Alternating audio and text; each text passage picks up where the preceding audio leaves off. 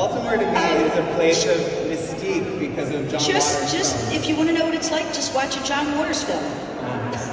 Okay.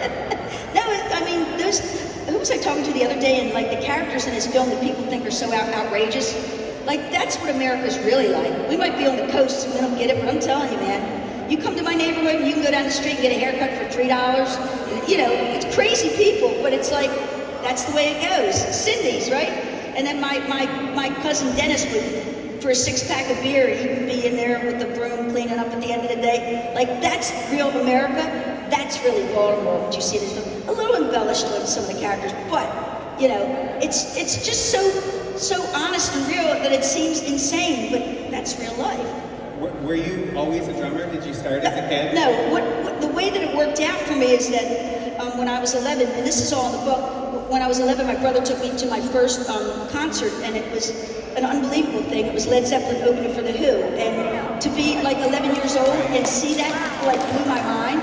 And at that moment, if an 11-year-old is capable of having an epiphany, I did, because I knew from that moment on what I wanted to do. I didn't quite know like what instrument I wanted to play, but I knew I wanted to be on that stage. Like, you watch Led Zeppelin, then you watch The Who, and at the end they destroyed their instruments. I was like, fuck, that's so great, I want to do that, I want to be up there, I gotta do that. So, you know, that started me in a way that I couldn't, it was like I couldn't stop.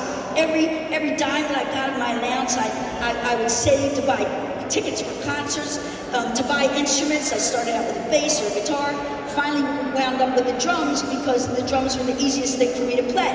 So that's why I kept playing drums. And, you know, I had some incredible role models. My role models were Charlie Watts and John Bonham, two completely different drummers, but I was in love with them for that very reason.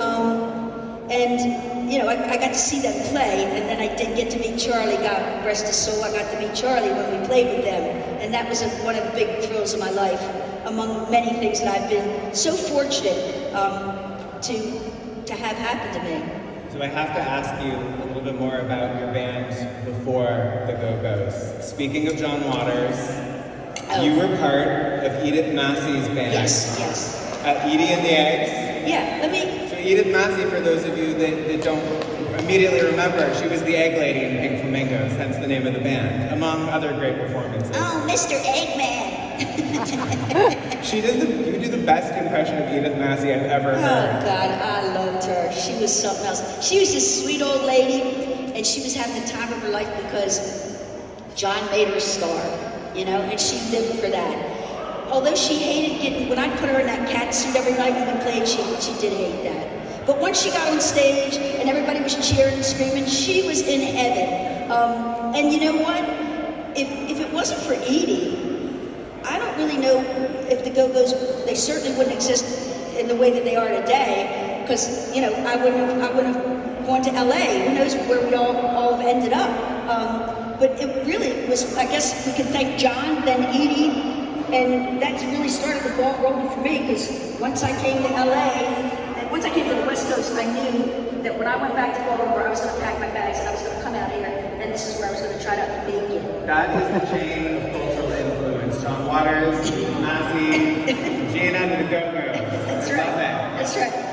So tell me a little bit more about discovering the camera in the process of this. I know you didn't start out on Polaroid, but what was it eventually about Polaroid that spoke to you? So I started getting bored with that format with the 35 millimeter, and I thought, you know what? I love Polaroids, and it's like instant gratification. You take it, you can see it right away. So I just got on a kick with Polaroids, and I just thought they looked so fabulous. Little did I know that years later they were going to be so goddamn cool to have now, because they really are.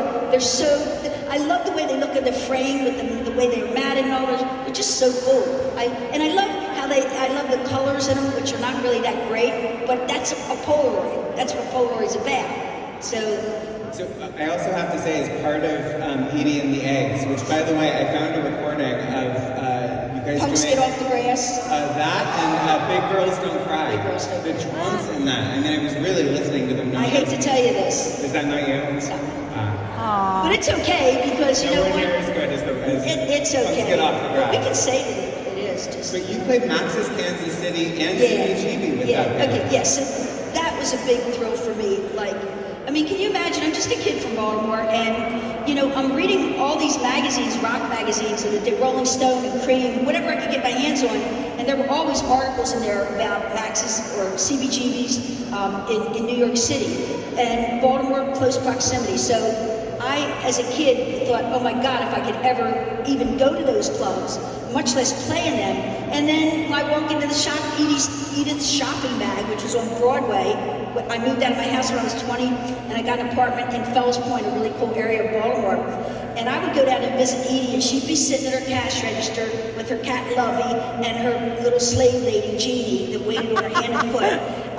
And I walked in one day, she's like, oh, Gina, I'm going to put a punk band together. Do you want to be in it? And I was like, Edie, yes, we're going to go to New York and LA and San Francisco. I was like, oh my God, yes, I want to go. When do we start? And that's how the whole thing went down. And then 79 is when you go to LA after that? So that